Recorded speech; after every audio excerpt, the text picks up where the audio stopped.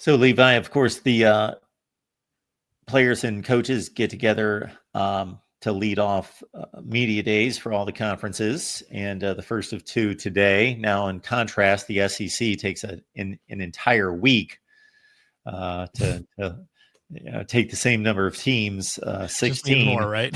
Yeah. So that's the SEC's deal. So we'll have a full Monday through Friday of the SEC. So we can spotlight Vanderbilt and Kentucky and so forth, I guess. So anything since I believe you got a chance to hear Matt Campbell and Yeah. maybe some players today. Anything catch your ear? But as you primed me for earlier this afternoon, maybe we can't expect too much. Yeah, unfortunately, Matt Campbell is the undisputed, no doubt king of coach speak. When he's talking in a presser, he will say a lot of things that sound very, very nice. In the end, it's not really saying a whole lot that's at least particularly interesting. Oh, like that's a little thing that they can take off. Or there's not. He is the master of not really doing of having these any sound bites that aren't him basically just saying how much he loves Iowa State.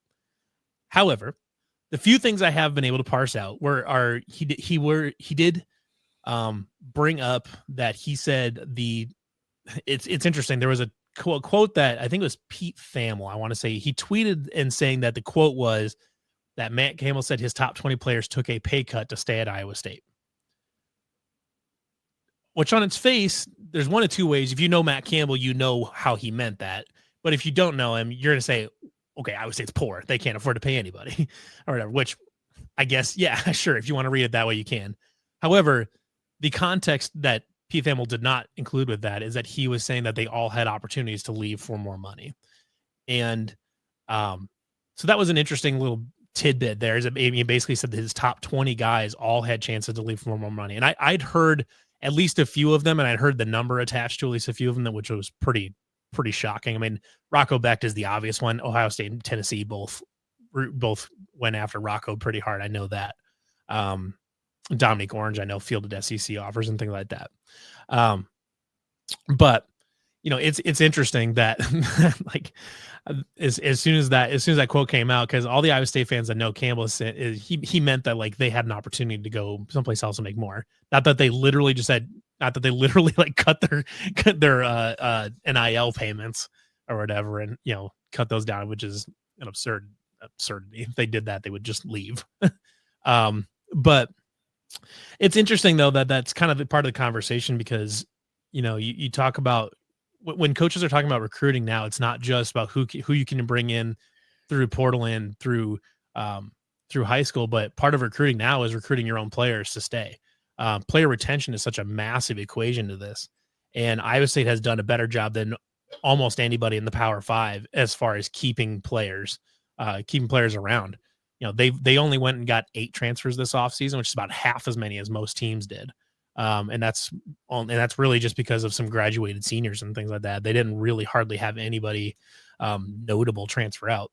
I think the last starter that left Iowa State was Asheem Young after the 2020 season when he transferred to Ole Miss. I believe that was the last starter that transferred out. And he's done it. Matt Campbell's done a remarkable job of keeping guys and names. And he's said it before in quotes too, but he reiterated today at media days that they recruit guys that are there because they love playing football, that they're there to play the game of football. They're there to get better, maybe making an NFL career. But in the end, it's for Matt Campbell, the guys that they target a specific type of person, not just a player, but a specific type of person that fits their culture and fits what they want to do. And, if to put it this way is that Matt Campbell you'll never see Matt Campbell chase a recruit that is trying to just get the biggest check. If it came down to, for Jet Tamalo, which is this quarterback that just flipped to Alabama a few weeks ago, if it came down to, he would stay if Iowa State wrote a bigger check or whatever. There's no shot that Matt Campbell is writing that check. And even if they can, they're not going to, because immediately you are flagging yourself as that's just not the kind of person we're trying to recruit.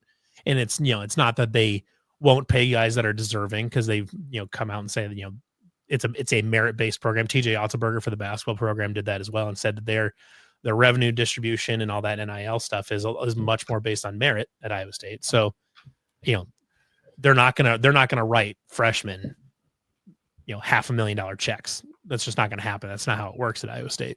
And are they gonna miss out on some recruits because of that? Maybe. But for Matt Campbell, I know he's okay with that. He can live with that and live with himself, knowing that he didn't, bow down to essentially a teenager, trying to do something that is not in line with what he wants his football program to be about.